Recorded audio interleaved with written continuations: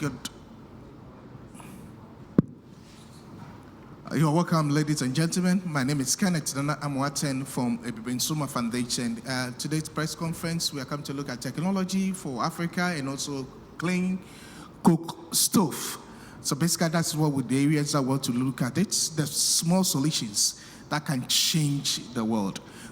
We have Esther here, so Esther will begin with introducing herself and then give us a snapshot of what she's doing. Thank you. Okay, thank you. I'm Esther Aindero. I'm from Nigeria, the co-founder and CEO of Trek Mobility. Trek Mobility is Africa's pioneer e-mobility sharing platform. So we actually took e-mobility to Africa, and we're trying to make sure that transportation is accessible and it's also clean. One thing we noticed or we realized in Africa is that we have a lot of combustion engines, vehicles, and we have, which leads to a lot of CO2 emission and all of that. So in our drive for a better future, a cleaner environment, we thought transportation was the best way to make a difference in the world.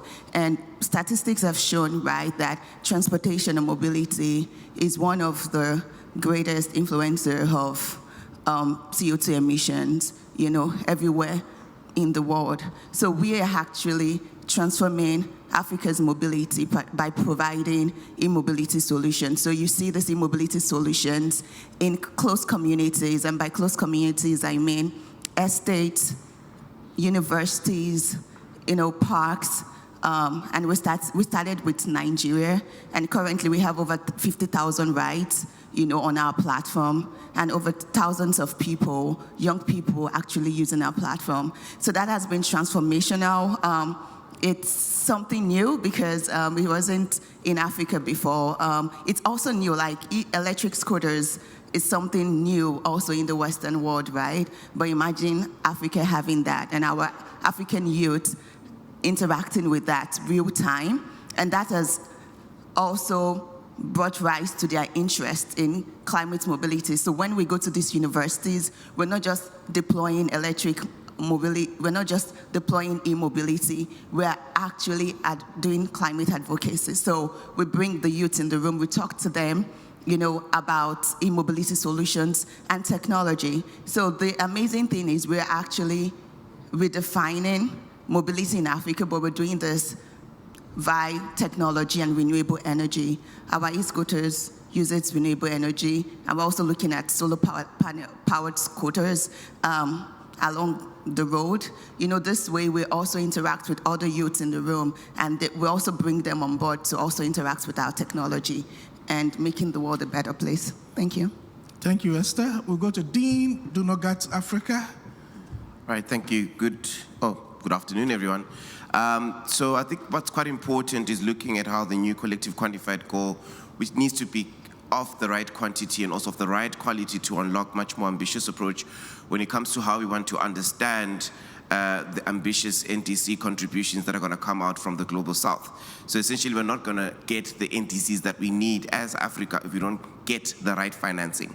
So looking at a good NDC for Global South countries should have, at the very least, include commitments to invest in clean energy, so that as the country develops, it does not lock itself into a fossil fuel-based development pathway that can begin as early as possible to be powered by clean energy. So nationally determined contributions also include adaptation measures, something which is almost forgotten. So meeting the needs of victims of climate change and building resilience is essential to dealing with the climate crisis. So we need to see Global South countries including adaptation measures within their NDCs to highlight the need for adaptation funding and how we can transition from individuals who actually are trying to manage emissions to individuals who are trying to avoid emissions. So one lays out what they can do unconditionally based on their own resources, while there is a second part which outlines what they could do if they receive certain levels of climate finance, it's good to see these as stronger targets that could really be done with the right climate finance of the right quality and the right quantity based on dignity. But there's been some good progress in terms of how we want to look at the whole dynamics around climate finance. But it is infuriating that the potential of renewable energy remains untapped across Africa, because some of the sunniest countries are installing the least solar. Looking at it, we have about 8,600 gigawatts of potential of renewable energy across the African continent, and currently only 62 gigawatts is being installed in terms of renewable energy. So despite the abundant sunshine in Africa, in 2002, we've had more solar panels that were installed, for example, in rainy Belgium than the whole continent of Africa.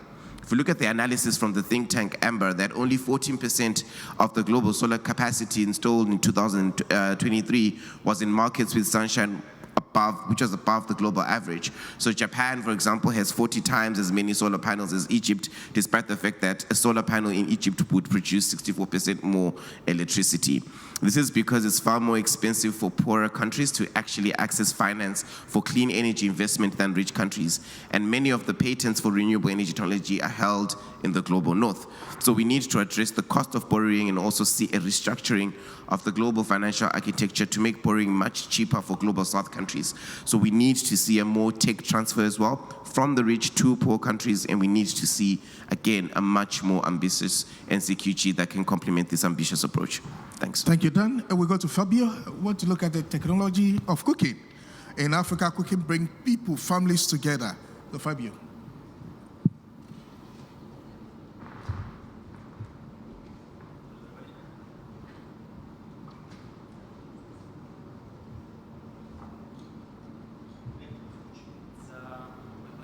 Honored to be here today and updates about the work we are doing at Clean Cooking Technologies, our climate tech startup serving the clean cooking sector. Nowadays, 2.3 billion people rely on unsustainable fuel to prepare their meals every day, and this has tremendous impact on health.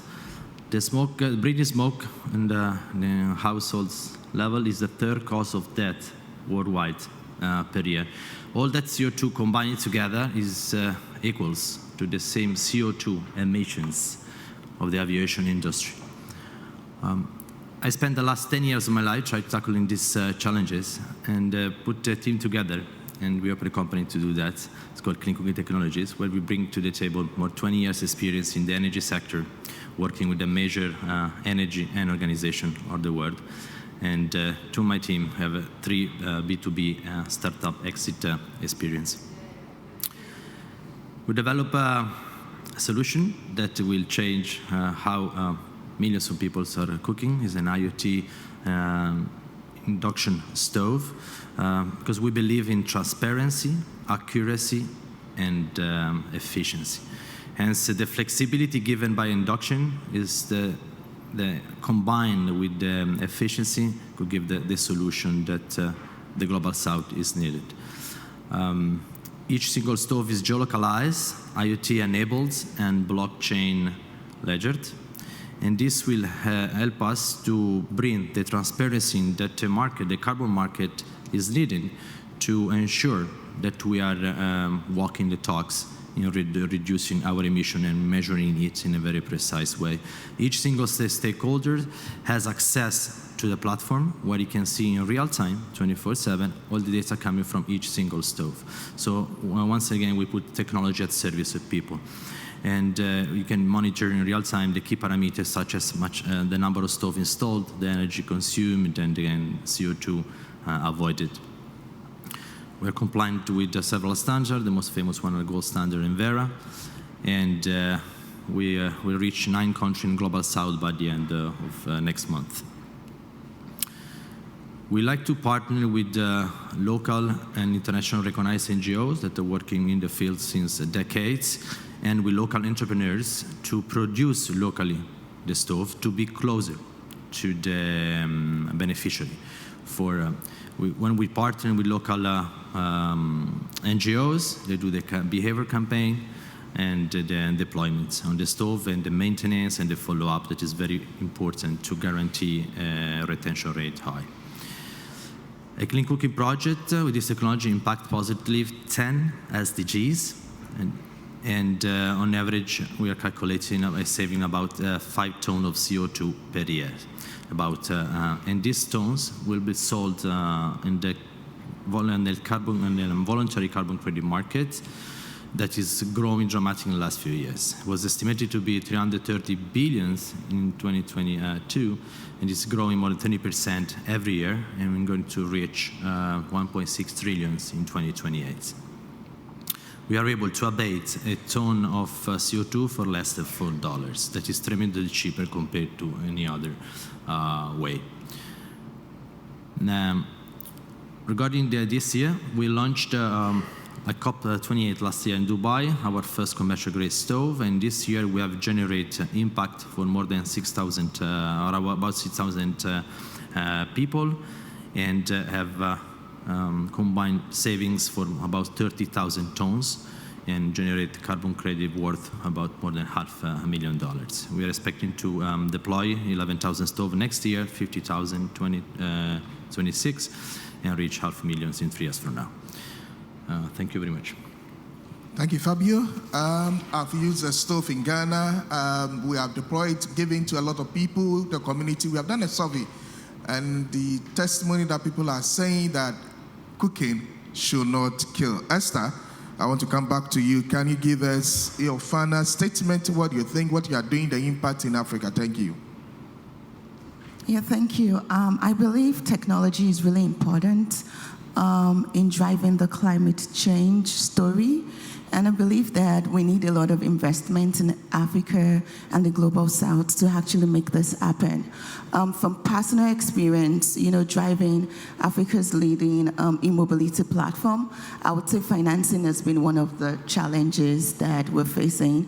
And one thing that I'm really excited that one of the key themes of this year COP has been talking about access to finance. And I can say firsthand from experience being on ground on the continent that it is really important. In as much as we want to use technology, we want to use new ways to combat climate change, these new ways also need funding, and the Global South are kind of disadvantaged with the old policy and the mechanisms that have been put in place to actually access funding for innovative projects like ours. So if we want to drive the climate change story, if we want to make an impact in the world, we also want to make sure that finance and funding are available to organizations, NGOs, and other climate advocacy organizations on the continent. So I just want to say thanks to everyone in this room for your work in the climate space. I believe that together we can do more. Thank you. Dan? Thank you. I think the most important aspect moving forward, particularly for the African continent, is the resource curse.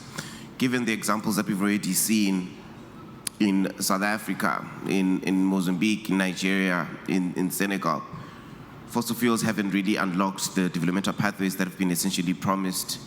That's as well the fear around fossil gas production becoming a transition fuel for Africa's energy future becomes such a big problem and a big challenge.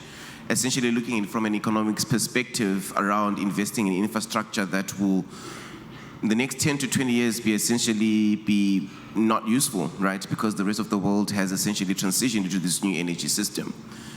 Looking at it as well, the refining capacity, Africa does not necessarily possess it. So again, the dash for gas in Africa becomes null and void and really, to a large extent, tries to stop and create a growing gap around clean cooking solutions across the African continent. Already we have close to over 1 billion people lacking that alternative. But however, we do welcome such initiatives like the Mission 300 that seek to address energy access by 2030 by addressing that to 300 million Africans. However, the 50% distributed renewable energy plan becomes a big question because essentially how are we then basing the other 50% of the energy system, which are the key questions that I believe civil society is asking, and I think it would be very fruitful to how we can then create a socially governed and people-centered renewable energy approach that can help Africa tap into the necessary building blocks that it requires for its current developmental needs. Thank you. Fabio, I know you are working in Uganda, Kenya, Ghana. Can you give us a few experience and the way forward? Thank you. Thank you, Ken. The African journey has been very, very interesting.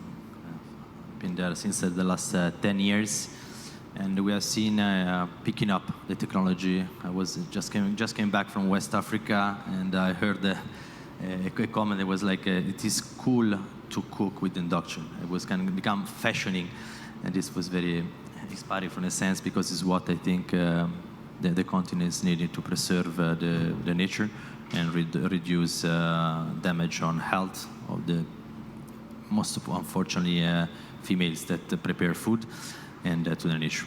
Thank you. Thank you. I want to open the floor for about 5 minutes. If you have a thing you want to ask. Yes.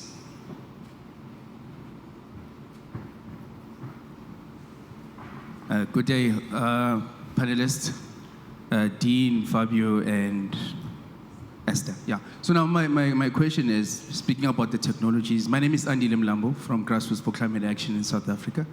So since I was going around Azerbaijan and I went to the previous COP, I saw that with the COPs, there is whatever your civil society is calling for. When you host a conference, the development happens, and it happens fast. We've seen jobs being created when there's a conference. We've seen technologies being introduced. We've seen infrastructure development. Again, arguably, Azerbaijan it's a developed country. But when you bring a conference, all the things you're speaking about, they happen quicker in a country that's developed. So what's your opinion on saying we call on the conference organizers to take the next 5 conferences to the least developed countries, so that we can use this? Remember, as the negotiators are going there, there's been a struggle with getting finance on adaptation. They want us to get finance on mitigation. So I feel the technologies that you're speaking about are more of adaptation. So what is your plea, what is your take on taking the conferences to countries that are least developed, so that if we employ these technologies in mobility, in stove, Dean talked about the NCQG, if we employ them in the least developed countries, because we've seen when there's a hosting, change happens fast. There's job creation, there's sustainability, there's infrastructure development. So what is your take? Thank you. Thanks for your question. I think I'll be very short in my response. I think, yes, ideally, it would be good to take that into developing countries. Yes, there will be all those promises that you stated, but the reality is as well being able to have the right infrastructure in ecosystem to actually deliver upon the promises of such a very important climate change conference would prove to be quite difficult, particularly if you're coming from a disadvantaged region, essentially.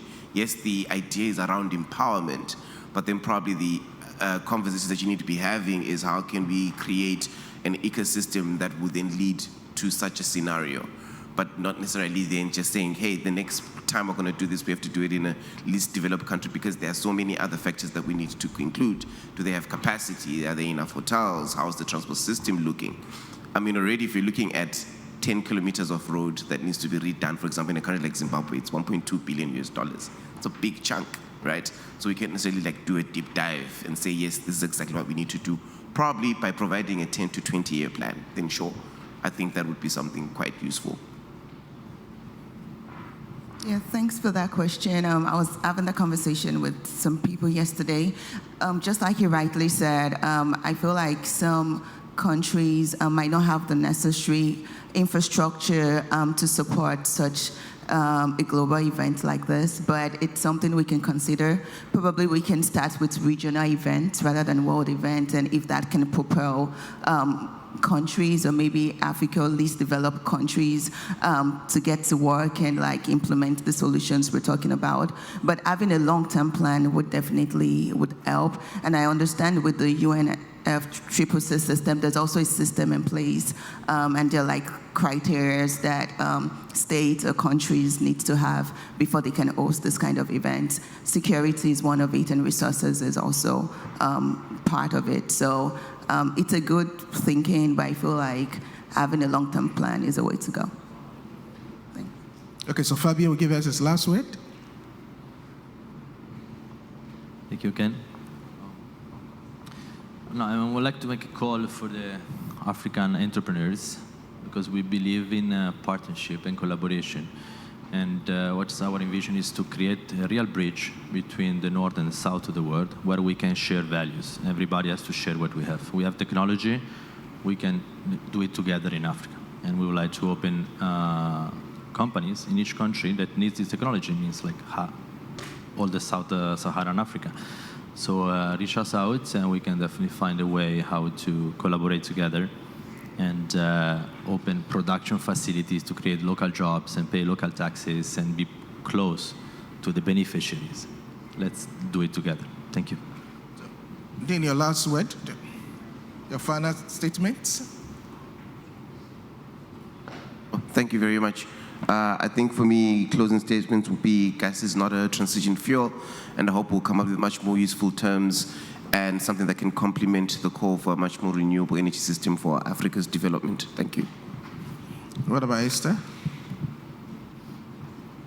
Thank you. I would say technology is really important in the fight of climate change, and access to finance for Africa and the Global South is equally important. And let's just keep doing what we're doing to make change in the world. Thank you. So what African is calling for, partnership and also technology transfer, that is a way to go. And we believe if this small thing, this small hanging fruit can be able to change the world. Thank you very much. And we are very grateful. Thank you.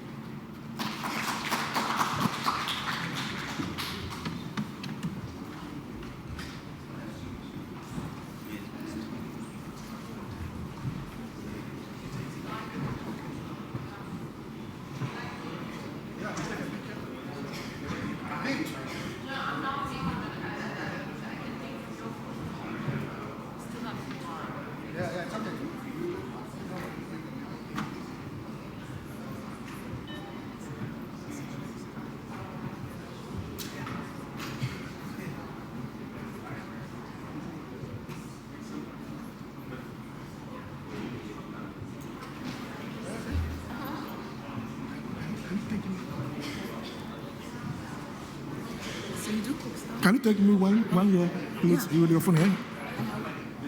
Yeah, take me one here.